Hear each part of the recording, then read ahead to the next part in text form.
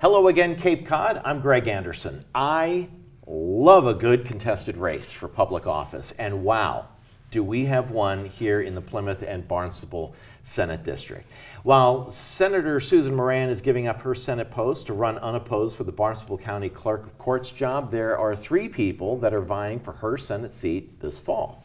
Carrie McRae of Bourne and State Representative Matt Muratore of Plymouth, both of whom are going to face off in the September 3rd election, the primary, and then if they win, they go on to be challenged in the general election against the lone Democrat. Let's talk today with State Representative Matt Muratore. Hey, thank you for having me. It's good to see you. Well, thank you. Great to be here. So you're in our digs. You're up in Plymouth TV studios all the time. I am, but I live closer to here, believe it or not, because I live 5 minutes from the Sagamore Bridge. So oh, interesting. Yeah, this studio is closer. All right. Well, we're always looking for good TV hosts, so keep us in mind. Love to. So you have been state representative for 10 years. You are now running for Senate. What is compelling you to chase that Senate seat? You know, everyone seems to want to know that answer, and for me, it's all about timing.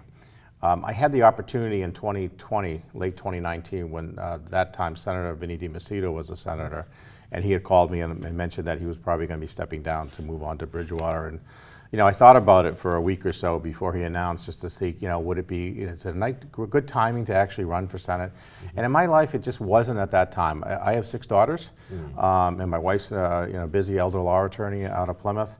And the timing just didn't seem to work. Then this came up, same call from Vinny DiMacedo, who told me that Sue Moran wasn't going to be running. Oh, interesting. And so I really thought about it. You know, it was around the holidays, so we met as a family, talked about it. And now, you know, my girls are a lot older. My youngest is going to be a junior in high school this year. She drives. The rest will be out of the house, you know, whether at college or on their own. And it just seemed to be the good timing to do it. I also was a business owner of child daycare centers, and we had made a decision about a year ago to start selling those, which we have finished selling those. So there was a lot that was going to be off my plate. And the other part of this whole thing is that without having Governor Baker or Karen Polito, when we had them in place, there was a balance of power that's there.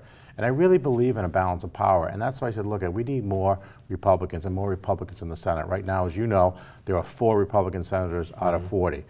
We need to have more Republicans involved, because I believe the more you can have that balance of power, the better conversations you can have with people to come up with better policies. So you're in a contested race, which is wonderful. You've got you know, there are 2 of you saying the same thing. Yeah. We need more Republicans in here.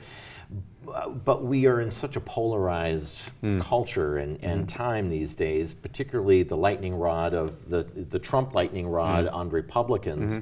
Rhetoric is crazy. People are loud. A lot of Facebook, you know, social media.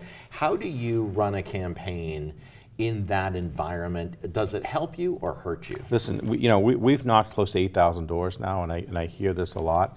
And what I remind people of is that we can control what happens locally. We can't control what happens on a national level. So I try to bring people back to, you know, this is what you can do in your local communities. You can help out in, you know, selectmen races, a planning board or a zoning board, a school committee, whatever. And you can help in this race too, as a state senator, and have more Republican state senators in this state. Let's control what we control. And people seem to understand that, because there are things we can do as a state. Nationally, it's a lot different story. But does the Trump effect help or hurt you? I don't know one way or another. I think because there's such a split in this country anyways. Yeah.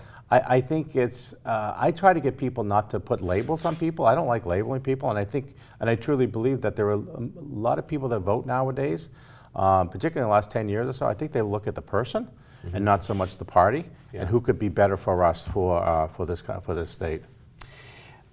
Someone would say, I like someone that's been up on Beacon Hill. That person gets it. They know how to work the room. They know where the restrooms are. You know, they know the whole place up on Beacon Hill. I'm a little concerned about someone that has never done it before.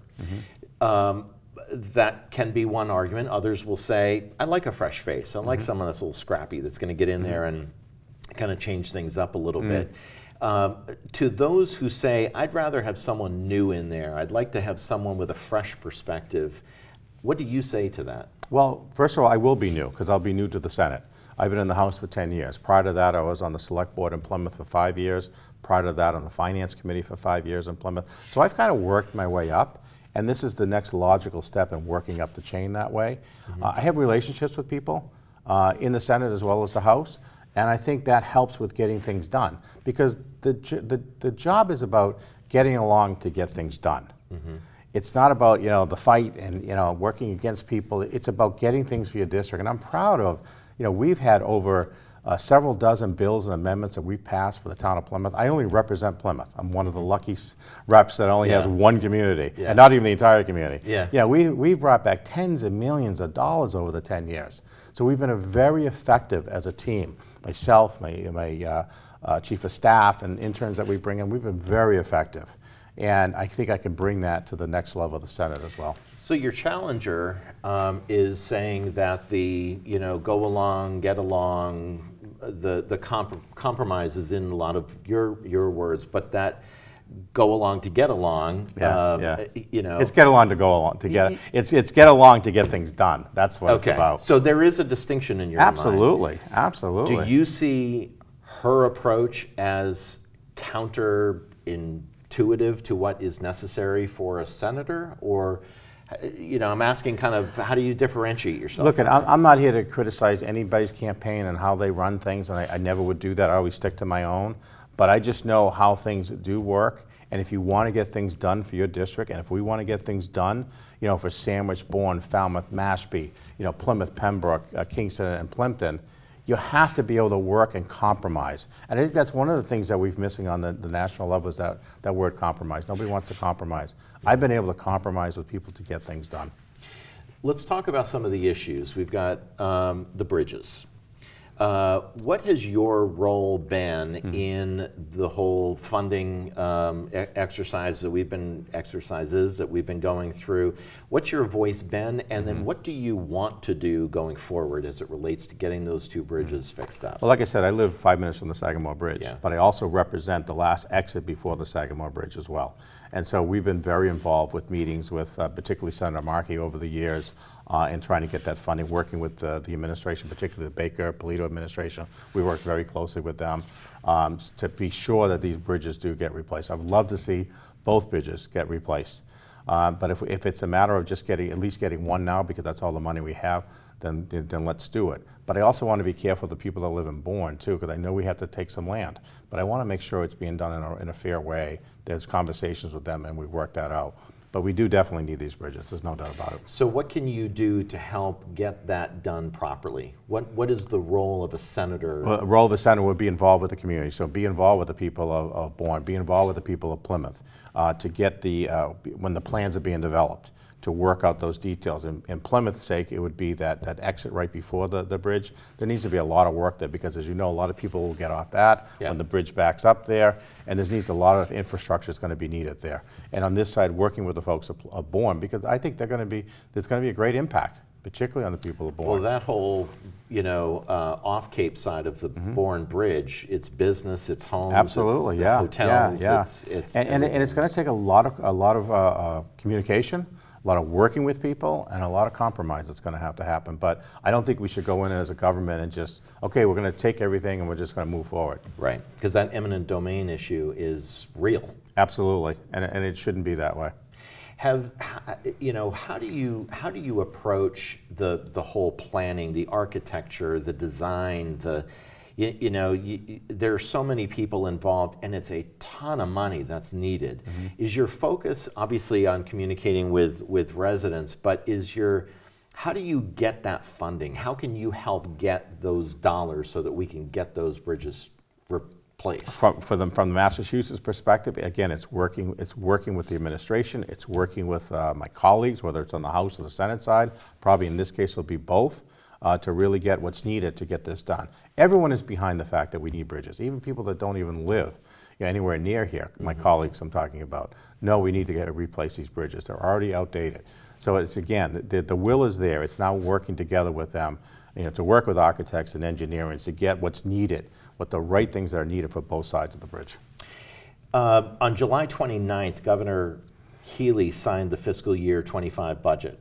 57.78 billion. How does that budget help or hurt this Plymouth and Barnstable district?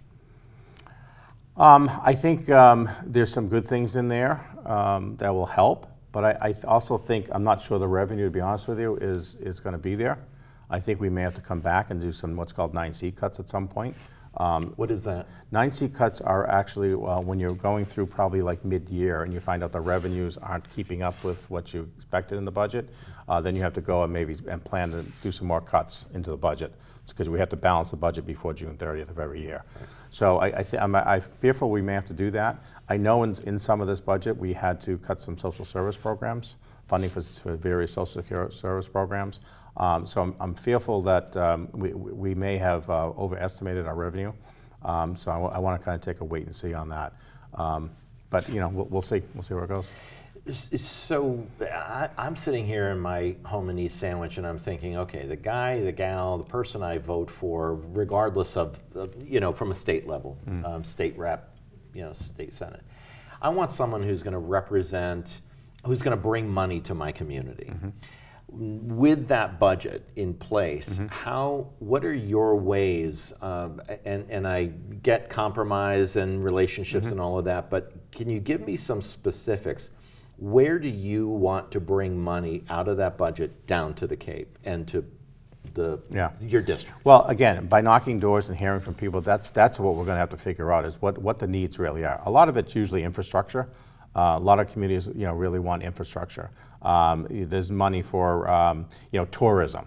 That's a big issue. I was on the tourism committee for 8 years at the state level. So there's money needed for that. So it's working with, again, I know you don't want to hear it, but it's working and compromising with people to get this done. Yeah. But it's also working with the community. So it's working with, the select boards and the communities at large to hear, what are the needs. Then my job as a senator or a state rep is to go back and advocate for those needs. And again, going back to the Plymouth, tens of millions of dollars, particularly for the Plymouth 400. That didn't happen, but we got tens of millions of dollars for the infrastructure, for the waterfront, et cetera. Yeah. And now Plymouth is what it is now.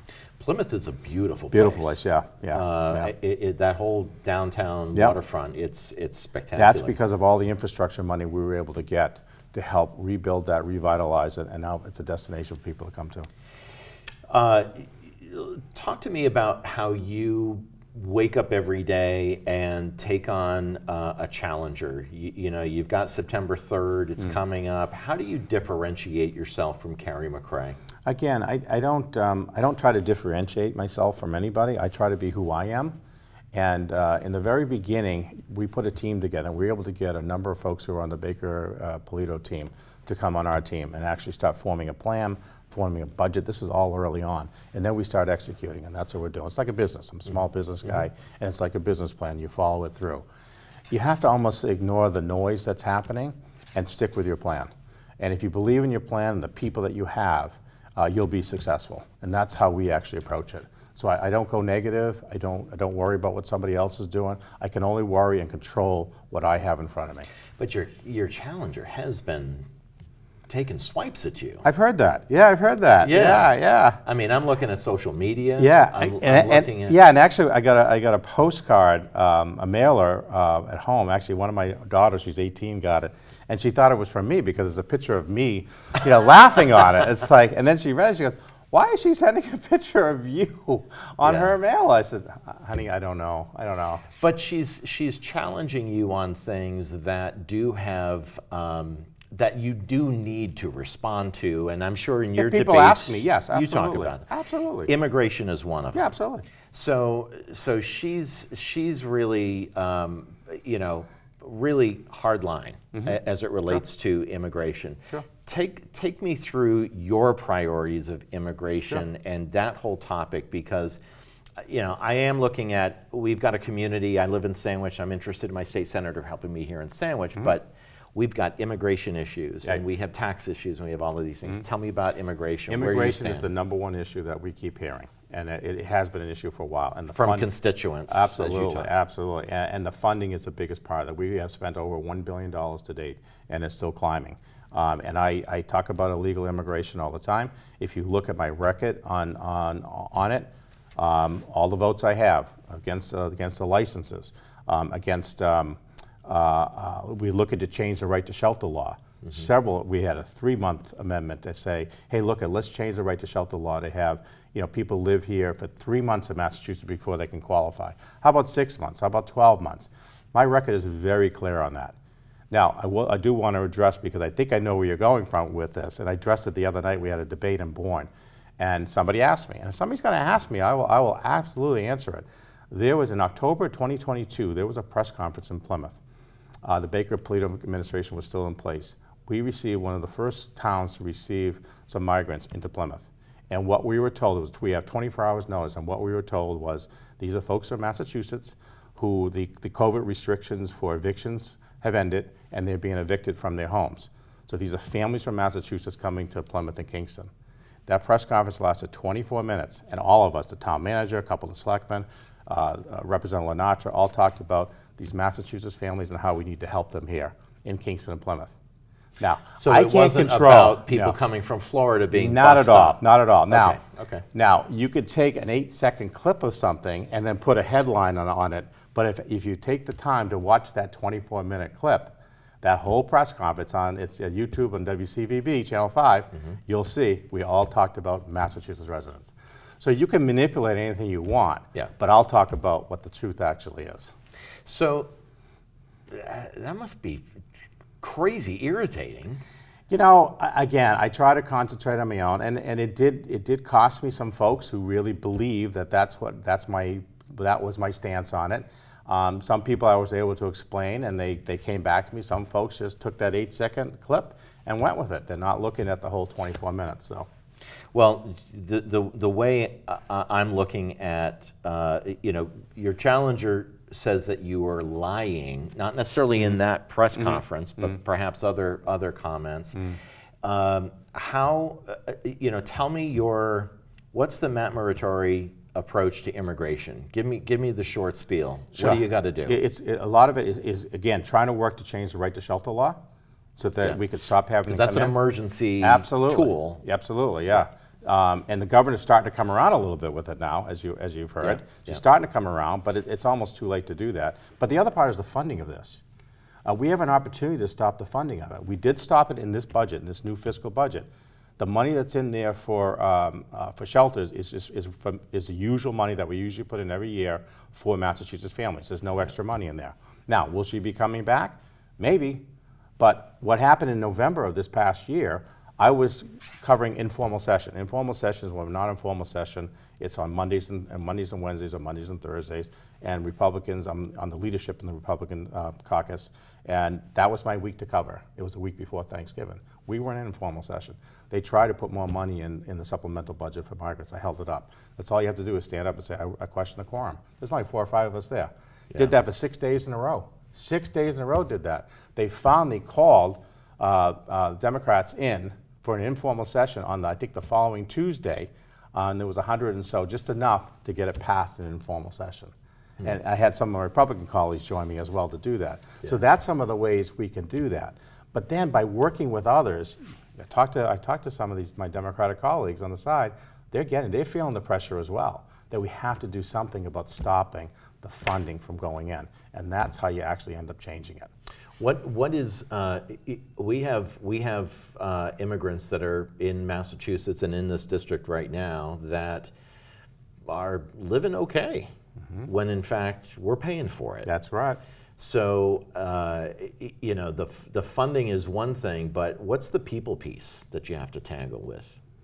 Well, first of all, on that piece, when you talk to migrants who have come in here legally, they're not happy about what's happening with people that have come in here illegal and all the free gifts that they're getting, everything they're getting. Yeah. So, again, and let's be clear, this is a federal issue. The federal government has caused this issue, and we need to have stricter border security and policies in place on the federal level. But in the meantime, we need to be able to control what we control, which is the right to shelter law and the funding part of it. That's what we can control. Let's talk a little bit about taxes. Yeah. Cut them, man. Yep. How are you going to do that? That's one of the things I'm running on. I'm running on a balance of power, common sense legislation, affordability. And this is the problem, the affordability. We did $1 billion tax cut last winter. It didn't really touch anything. Yeah. And we saw the study just came out recently. Massachusetts is one of the best places to live, but one of the most expensive places to live. Yeah. So we need to do more, more reasonable tax cuts and tax credits that are meaningful to small businesses, to workers, to families, more affordable housing, more workforce housing, because those are the people who are leaving. People are coming here to go to college. We've got great colleges and universities. Yeah. And then they're leaving. They're starting to leave now. And then we have also the millionaires tax that added the 4%. I've made probably close to 2,000 calls. I call it dialing for dollars every day to raise money for the campaign. Sure. How many, I can't tell you, dozens and dozens of people that have moved out of Massachusetts that are retirees, that have moved out because of the 4% millionaires tax that was added. Yeah. And that's a real issue. So we need to become more competitive as a state and more affordable as a state. How do you do that? But you do that by actually working with your colleagues to try to get taxes cut, and reasonable taxes. And I think, again, in talking to my Democratic colleagues, they're seeing it and they're feeling the pressure about it as well. So I'm hoping going back to next session, next year, we're going to have some meaningful discussion about that. Give me something else that you are you're charged up about that you feel will help win you votes in the primary. I think I think it's my record. I'm really. People say you're a politician. I'm not a politician. I'm really a family man. As I said, I have 6 daughters. I have a wife who's an attorney.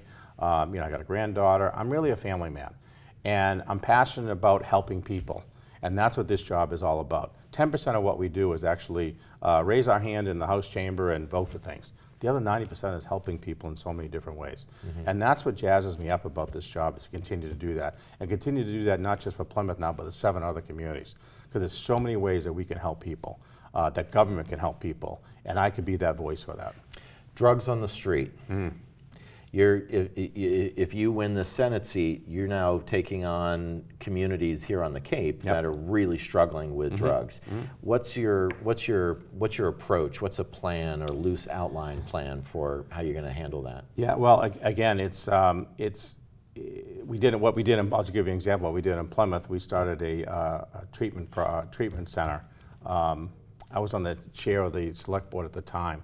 And we had a conversation on private in an executive session with the police chief saying, drugs are a big issue in this town. We need to talk about it. Mm-hmm. And some of my fellow board members didn't want to do it, but we brought it out in open. And by openly and honestly communicating and talking about the issues and getting funding, which we did for our resource center in Plymouth, same thing for down here in the Cape too. Doing the exact same thing. You got to work with your local officials. You got to work with your DA, your sheriff, and make sure you have all these plans and funding in place to help people with the resources that they need, to get better. It's a disease.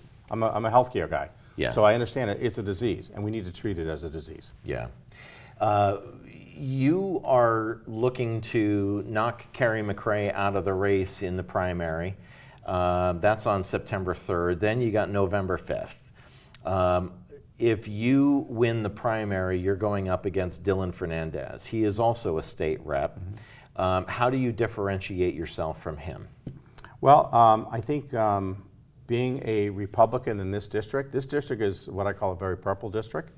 And it's a Charlie Baker district, and it kind of fits my mold very well. I think when you look at Dylan, great guy, good friend, he represents the islands and Woods Hole, which is a different demographic than what this is. Mm-hmm. So I think my experience, he has 8 years experience in the House, I have 10 years.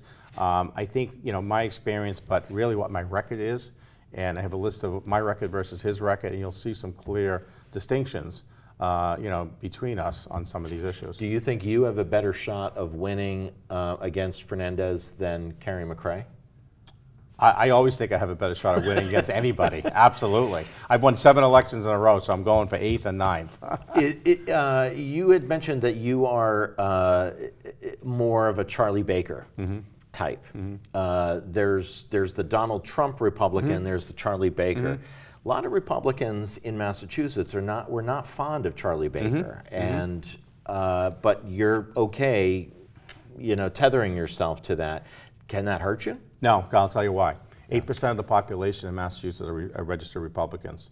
Another, I think it's 15 to 20% of Democrats. The vast majority are unenrolled. We need those unenrolls as Republicans to come over and vote And that's who we really represent, is those people. So we need to get those people over to help win the election. But again, it's all about common sense, working with the person that you feel can best help you. And it's about not the R and the D, but about the person. Let's end on that note. Awesome. Good. 30 minutes flies by. Flies by, doesn't doesn't it? Yeah, it's great. Yeah, exactly. Great. State Representative Matt Muratore, thank you so much for I appreciate being it. here. Thank you very much. Yeah, I appreciate. Hopefully, it was a good conversation for you, my friends. Make sure you get out and vote. Please don't blow it off. Get out and vote on September 3rd for the primary election. Very important. And then, of course, the general election on November 5th. I'm Greg Anderson. I'll see you soon.